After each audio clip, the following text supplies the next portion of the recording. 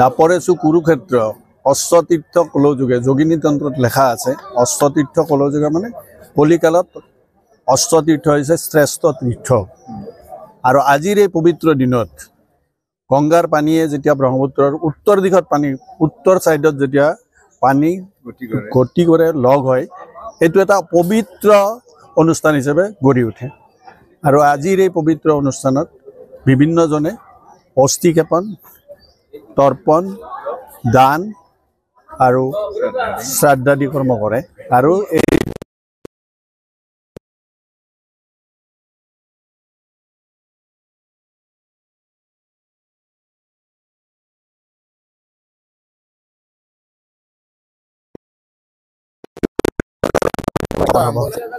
ৰাতিপুৱা 4 বজাৰ পৰা আৰম্ভ হৈছে। আজি এইটো 5 বজালৈকে চলিব, কাৰণ ৰাতি 12টা বজালৈকে তিথি আছে। দেৱালয় এক ঐতিহাসিক স্থান আৰু অতীজৰে পৰা অশ্বক্লান্ত দেৱালয় আৰু তাৰ লগত অশোকাষ্টমী মেলা, ইয়াৰ বছৰ বছৰ ধৰি ইয়াৰ এটা বিশেষ তাৎপৰ্য আছে।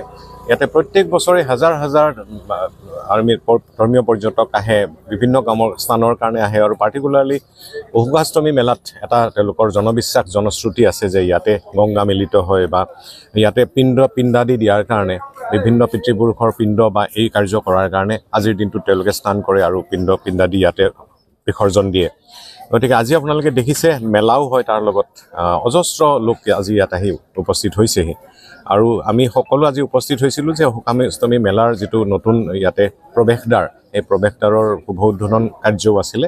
আৰু তাৰ লগত আহি ইয়াত উপস্থিত হ'লোঁ আৰু প্ৰত্যক্ষ কৰিলোঁ সকলো মানুহৰ এক ধৰ্মীয় অনুভূতি, ধৰ্মীয় অনুভৱ।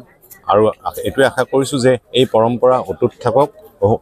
অশ্বক্লান্ত দেৱালয় পূৰ্বৰ অৱস্থাৰ পৰা আজি বহুখিনি এটা ঢাপ অতিক্ৰম কৰি অন্ততঃ আজিৰ এক ৰূপান্তৰিত অৱস্থাত উপস্থিত হৈছেহি। আৰু আমি এইটোৱে আশা কৰিছোঁ যে যাতে ইয়াৰ আৰু যিখিনি ইয়াত কৰিবলগীয়া কাম আছে সেইখিনি যাতে আমি সকলোৱে সহযোগেৰে সোনকালে শেষ কৰিব পাৰোঁ। আৰু যাতে উত্তৰ গুৱাহাটীৰ অশ্বক্লান্ত দেৱালয় এক ধৰ্মীয় পৰ্যটকৰ এক উল্লেখযোগ্য স্থান হিচাপত পৰিগণিত হয় আৰু ই যাতে ধৰ্মীয় মানচিত্ৰত, পৰ্যটকৰ মানচিত্ৰত এক স্থান লাভ কৰে।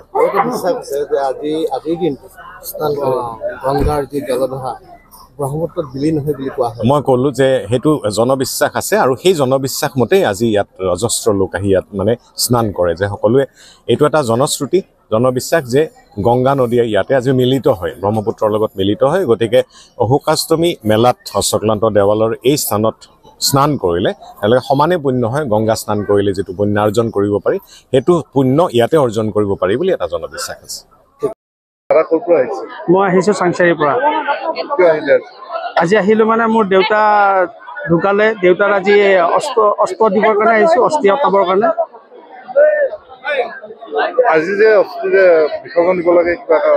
আজি শুনাত মানে কি হয়, আজি গংগাৰ এটা ধাৰ আহে আৰু এই ধাৰতে যদি অষ্টমীৰ দিনা অস্থি অতোৱা হয়, তেতিয়াহ'লে যি আত্মা আছে সেই আত্মাৰ পূৰ্ণগতি সুন্দৰ এটা হয়।